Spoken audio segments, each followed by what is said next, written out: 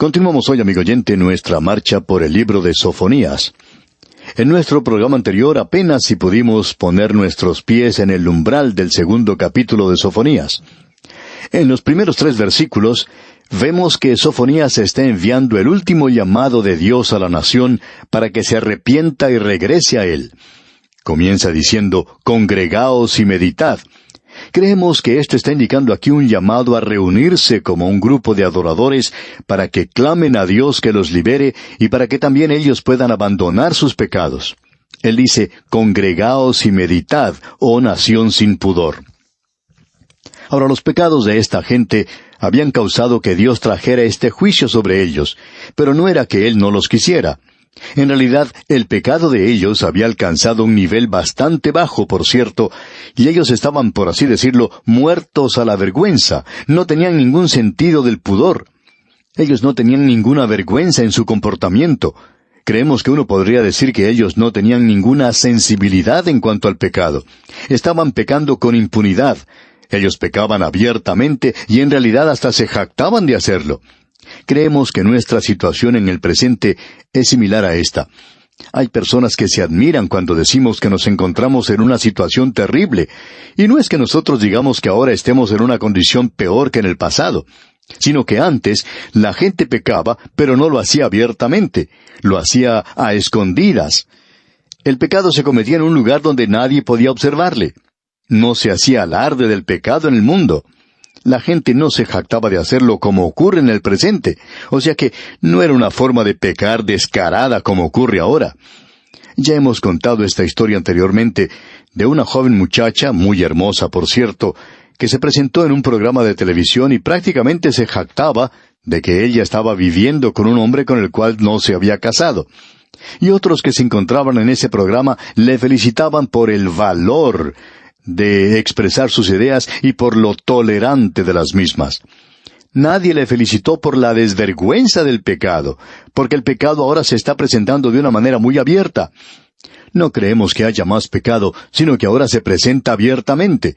Se pecaba en el pasado, de eso estamos seguros, pero se hacía de una forma más disimulada, más discreta de lo que se hace en el presente. Se cometía así, pero había un sentido de tristeza, por así decirlo, por el pecado. Y parece que hemos perdido eso en el presente, amigo oyente. Y ese era el problema con esta nación de la cual nos habla Sofonías. Y aquí en el versículo 2 de este capítulo 2 dice él, «Antes que tenga efecto el decreto y el día se pase como el tamo, antes que venga sobre vosotros el furor de la ira de Jehová, antes que el día de la ira de Jehová venga sobre vosotros». El profeta está expresando urgencia aquí. Quería que hicieran esto antes de que Dios comenzara a actuar en juicio, pero cuando uno cruza esa línea y Dios comienza a actuar en juicio, uno descubre que ya es demasiado tarde. Y entonces dice aquí en el versículo 3, «Buscad a Jehová todos los humildes de la tierra, los que pusisteis por obra su juicio. Buscad justicia, buscad mansedumbre. Quizás seréis guardados en el día del enojo de Jehová». En aquellos días existía un remanente del pueblo que eran fieles a Dios, de la misma manera en que hoy encontramos un remanente en la iglesia. Sin lugar a dudas, en las iglesias del presente, no interesa cuán liberales sean ellas, hay algunos creyentes verdaderos todavía que son miembros de estas iglesias. No sabemos por qué lo son, y no vamos a juzgarles nosotros aquí, pero existe un remanente. Y Dios siempre ha tenido un remanente en el mundo. Aparentemente aquí, esto está hablando a aquellos que son parte de ese remanente. Ellos deben tener mucho cuidado también con sus vidas. Deben buscar la justicia, buscar la mansedumbre. No tienen que ser llenos de arrogancia y orgullo y un amor propio. Este era uno de los grandes pecados de esa nación. Y ese es el peligro que existe hoy entre los creyentes. Hoy existe el orgullo de la fe y el orgullo de la gracia. Hay algunas personas que se sienten orgullosas por haber sido salvadas por gracia, y ellos piensan que eso es algo de lo que deben jactarse. Es como si ellos fueran algo especial y particular del Dios Todopoderoso. Se jactan de eso. Amigo oyente, nosotros tenemos que reconocer que no podemos gloriarnos en nada. El apóstol Pablo dijo que él mismo no tenía de qué gloriarse. Y amigo oyente, si Pablo no tenía de qué gloriarse, estamos seguros que ninguno de nosotros lo tenemos. Y existe también el peligro en el presente de jactarse o enorgullecerse del hecho de que somos hijos de Dios. Eso nos tiene que llevar a nosotros a la mansedumbre. Aquí él dice, buscad mansedumbre. Quizás seréis guardados en el día del enojo de Jehová. Eso es algo realmente glorioso, maravilloso. El ser guardados en la hendidura de la roca, el ser cubiertos por sus alas. Los hijos de Dios deben reconocer que aunque ellos no van a pasar a través del período de la gran tribulación, pueden experimentar mucho juicio y muchos problemas de la misma manera en que sucedió con esta gente. Ellos no pasaron por el día grande de Jehová, pero por cierto que pasaron, como nos gusta decir, a través de un pequeño período de tribulación. Ahora uno habla en cuanto a la gran tribulación, pero ¿qué en cuanto a la pequeña tribulación?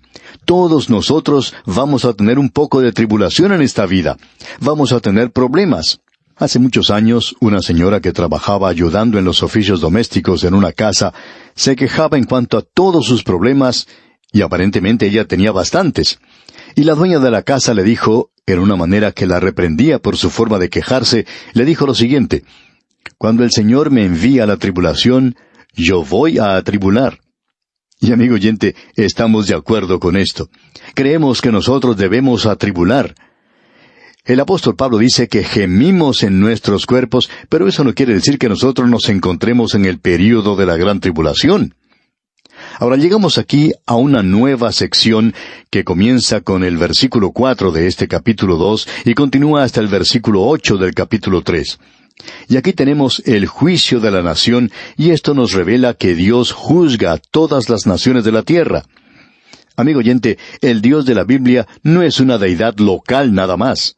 No es algo que uno coloca en un estante, no es algo local o nacional. Quizá ese haya sido uno de los errores o de los peligros cometidos por la raza blanca en su intento de tratar de cristianizar a la gente. Lo que ha hecho es que lleva el Evangelio, sí, pero luego han tratado de que la gente viva como ellos viven, y les ha llevado sus costumbres y sus métodos. Bueno, hay muchas clases de gente diferentes sobre la superficie de la tierra. Todos ellos son personas por las cuales Cristo murió, y nuestra labor, amigo oyente, es la de llevarles el Evangelio, llevarles la palabra de Dios, y luego dejar que ellos vivan esta nueva vida en sus propias costumbres y en sus propias normas de vida, de la misma manera en que lo recibieron nuestros antepasados. Quizá algunos de nuestros antepasados eran paganos, que comían la carne cruda y vivían en una cueva, pero el Evangelio hizo mucho por ellos, sin que los misioneros primitivos trataran de hacer que esta gente cambiara de su forma de vivir. Aparentemente desarrollaron su propia civilización, y eso es lo que nosotros debemos hacer con los demás. El Dios de la Biblia es el Dios de este universo, es el creador de la humanidad y del universo, y es el redentor de la humanidad.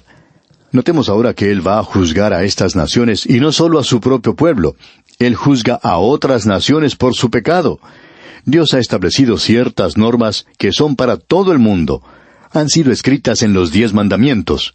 Dios se las dio a Moisés porque todas las naciones tienen un sentido de lo bueno y de lo malo. Y quizá varíen en lo que es bueno y lo que es malo, como cuenta cierto misionero que vivió entre una tribu de cazadores de cabezas, personas que eran caníbales. Ellos vivían en la costa de Asia, en el Mar del Sur, y tenían un alto sentido de la honradez. Él decía que uno podía dejar su billetera o su cartera en el centro de la tribu donde ellos vivían, y que se podía dejar allí el dinero por semanas, y nadie lo tocaría. Tenían un alto sentido de la honradez. Pero por supuesto, decía este hombre, que a ellos no les molestaba comerse a la suegra en una cena. Si ellos le decían a uno que habían tenido a la suegra para la cena, uno no sabía si la habían invitado o si se la habían comido. Pero de todos modos, tenían un nivel bastante alto de honradez. Y eso es algo, amigo oyente, que usted y yo no experimentamos en nuestros días. Si usted dejara su cartera, su billetera, por solo un instante, desaparece. Cierta señora contaba que una vez que estaba de compras, puso su bolso sobre una mesa, se dio vuelta para ver algo, y cuando volvió a buscar su bolso, ya había desaparecido. No había pasado ni un minuto, y ni siquiera quedó el rastro del bolso.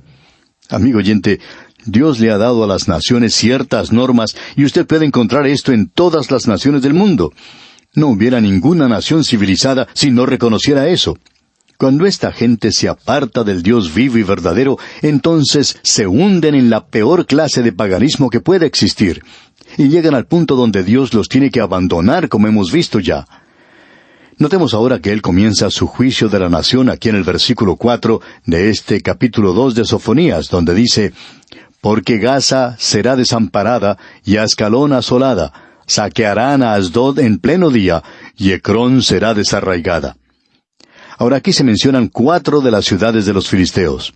Estas van a ser juzgadas también. Ahora alguien quizá diga: ¿por qué no se menciona a Gad, ya que es un lugar tan prominente? Bueno, en esta época, Gad estaba bajo el control del reino del sur. Pero estas otras 4 ciudades, Gaza, Ascalón, Asdod y Ecrón, van a ser juzgadas. Él dice que serán desamparadas y Ascalón asolada. Gaza será desamparada y Ascalón asolada. Es interesante esto, ya que dice que Gaza será desamparada, y lo es en el día de hoy. Y Ascalón es una zona desolada. Existe un lugar, Ascalón, hoy, pero no está sobre las ruinas del antiguo Ascalón. La antigua Ascalón se encuentra en la costa. Allí están las ruinas del templo de Dagón. Y luego se nos dice: saquearán a Asdod en pleno día. Asdod ha sido saqueada, y lo interesante de esto es que sucedió en pleno día, y la referencia es al mediodía. En aquella tierra la costumbre era de pausar después de comer. Esto es lo que en algunos países de nuestra América Latina se conoce como la hora de la siesta. En muchos lugares uno no puede hacer nada entre las 12 del mediodía y las 2 de la tarde. Uno tiene que esperar hasta que pase esa hora para poder hacer compras, porque ninguno de los negocios está abierto. Hay muchos lugares que cierran al mediodía, porque es entonces cuando se descansa, ya que la gente no quiere trabajar en el calor del día. Pues bien, así era en Asdod, un lugar bastante caluroso, aunque estaba en la costa del mar, un lugar que llega a tener mucho calor en el verano, y dice aquí que será destruida. Saquearán a Asdod en pleno día. O sea que eso los va a tomar a ellos por sorpresa, los tomará completamente desprevenidos.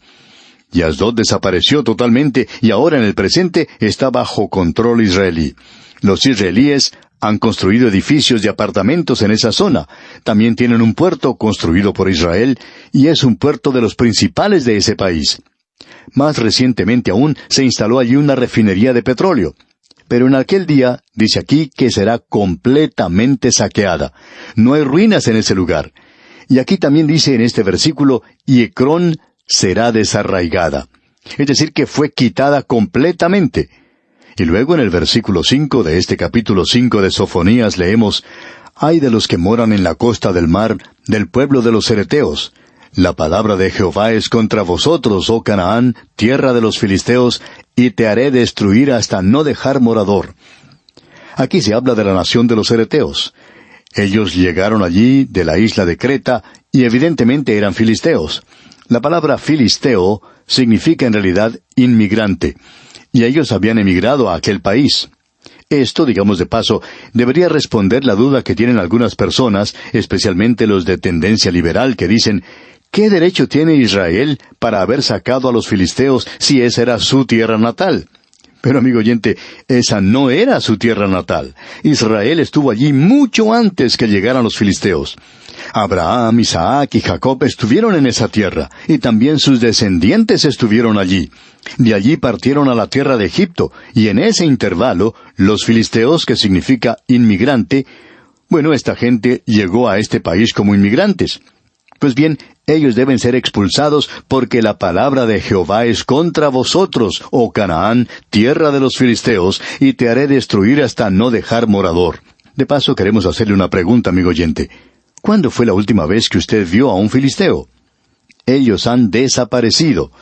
Y en el versículo 6 leemos: y será la costa del mar praderas para pastores y corrales de ovejas.